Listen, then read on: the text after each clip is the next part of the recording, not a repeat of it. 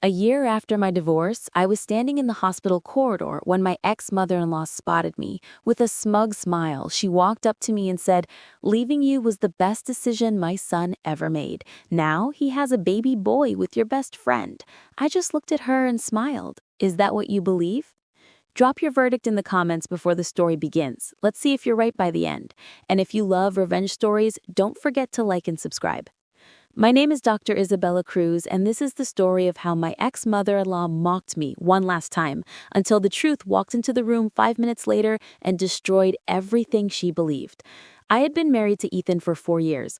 On paper, we looked like the perfect couple, but behind closed doors, Ethan was cheating on me with my best friend, Sophia. When I found out, I didn't create a scene. I quietly gathered evidence, filed for divorce, and walked away with my dignity intact. A year had passed since the divorce. I had focused on my career and was now working as a senior surgeon at one of the top hospitals in the city. Life had finally started feeling peaceful again. One afternoon, I was at the hospital for a quick meeting when I ran into my ex-mother-in-law, Victoria, in the corridor. She was there because her grandson had a minor checkup. The moment she saw me, a smug smile appeared on her face. She walked straight up to me and said in a sweet but poisonous tone, "Well, Isabella, it's been a while. I must say, leaving you was the best decision my son ever made. He's finally happy now. He has a beautiful baby boy with Sophia. You know, your best friend." She looked at me, waiting for a reaction, expecting tears, anger, or pain. I simply smiled and replied calmly, "Is that what you believe?" Victoria's smile faltered for a second. She clearly didn't expect such a calm response. She opened her mouth to say something, but before she could, I heard footsteps behind me. A man's voice called out, "Isabella, there you are. I've been looking for you." I turned around and smiled warmly as Dr. Marcus Hale walked toward me. He was tall, confident, and one of the most respected cardiologists in the hospital. He gently placed his hand on my lower back and looked at Victoria. Marcus smiled politely and said, "You must be Ethan's mother. Isabella has told me about you." Victoria's face went completely blank. Her eyes moved between me and Marcus in confusion. She clearly didn't understand what was happening. Marcus continued in a calm voice, "I'm Marcus, Isabella's husband." Victoria's mouth slightly opened. She looked like she had been slapped. Her eyes widened as she processed what she had just heard. Marcus looked at me and said softly, "The meeting is about to start. Shall we go?" I nodded. Before turning away, I looked at Victoria one last time and said with a small smile, "Take care, Victoria." As Marcus and I walked away, I could feel Victoria's eyes burning into my back. I didn't need to turn around to know that her face had lost all color, because in that moment, she realized something she never expected. Her son hadn't upgraded after leaving me. As Marcus and I walked away from Victoria, I could feel her eyes burning into my back. I didn't need to turn around to know that her face had lost all color. The smug smile she had just a minute ago was completely gone. We reached the elevator, and as the doors closed, Marcus looked at me with concern. "Are you okay?" he asked softly. I nodded and gave him a small smile. "I'm fine. I just didn't expect to see her here today." Marcus gently squeezed my hand. "You handled it well, better than I would have." I leaned against him for a moment. Marcus had been my rock ever since we got married 6 months ago. He knew everything about my past, the divorce, Ethan's betrayal with Sophia, and how my ex-in-laws had treated me. He never judged me for any of it. When we reached my office floor, I excused myself and went inside. I sat down at my desk and took a deep breath. Seeing Victoria again had brought back memories I had tried to bury. Just as I was about to start working, my phone vibrated. It was a message from an unknown number. I opened it. It was from Victoria. "Isabella, we need to talk. Meet me in the cafeteria in 10 minutes. It's important." I stared at the message for a few seconds. Part of me wanted to ignore it, but another part of me was curious. What could she possibly want to talk about now? I replied with a simple, "Fine, 10 minutes." When I reached the hospital cafeteria, Victoria was already sitting at a corner table. She looked nervous. Her hands were wrapped tightly around a cup of coffee, and she kept glancing around as if she was worried someone might see her. I sat down in front of her without saying anything. She looked at me and forced a smile. "Isabella, I didn't know you got remarried. and to a doctor no less. That's surprising. I leaned back in my chair and replied calmly. Life moves on, Victoria. Some of us move forward instead of living in the past. She ignored my comment and leaned forward. Look, I came here because I need to clear something up. Ethan, he's been struggling lately. The baby is not easy to handle, and Sophia is having a hard time adjusting to motherhood. I just thought maybe you could help them out a little. Financially, I mean. After all, you and Ethan were married once, and you're doing so well now. I looked at her in disbelief.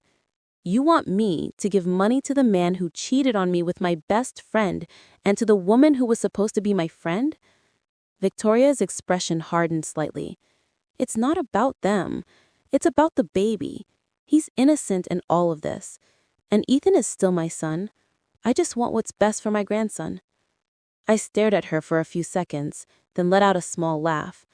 Victoria, let me make something very clear. I don't owe Ethan or Sophia anything, and I definitely don't owe you anything.